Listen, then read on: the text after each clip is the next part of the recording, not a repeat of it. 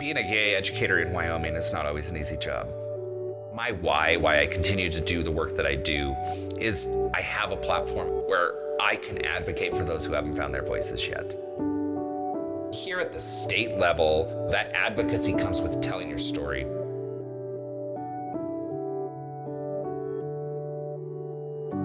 My name is Dirk Andrews, and I was born and raised here in Wyoming. Growing up, I always knew that I was different.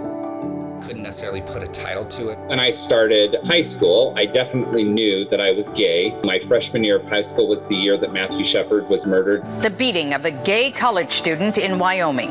Prosecutors say Shepard was targeted because he was gay. And, at that point, I really decided that I had to hide who I was forever.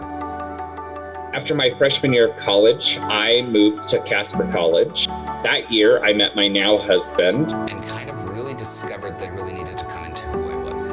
In July of 2004, I came out. My parents disowned me for about 6 months. I was starting some courses to be an educator at that point and had picked up a book. And it just talks about how 1 in 10 educators identify within the LGBTQ community. And within that book, it had a comment that just really resonated with me.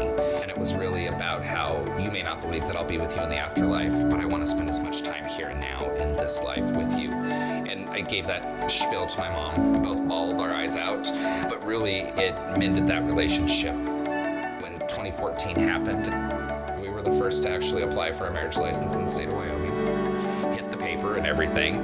What was acceptable and how I felt in 2014 really changed. I got active within the Education Association immediately and started to run for some positions. We live in arguably the reddest state in the country. So for our state in general to be recognized in this way is a huge deal, but especially his work in social justice.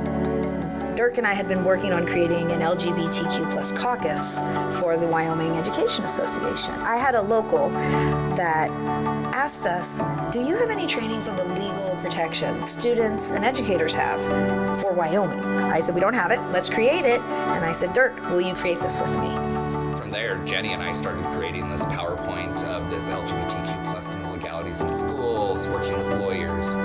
Dirk didn't just create that for Wyoming. We were able to get a partnership with South Dakota Education Association. He's presented virtually to the Florida Education Association.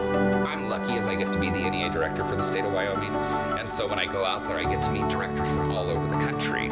He's presented at the NEA Leadership Summit, the same training at the National School Counselors Association. Because it came from his heart, because it's his passion, because it's who he is, that training just took off. He just really inspires people. I could go back and have a conversation with a younger Dirk. Ultimately, the thing that I would talk about is it's okay to be your authentic self. We're all unique in our own ways. We all belong, and we deserve to belong in that space just as much as anyone else.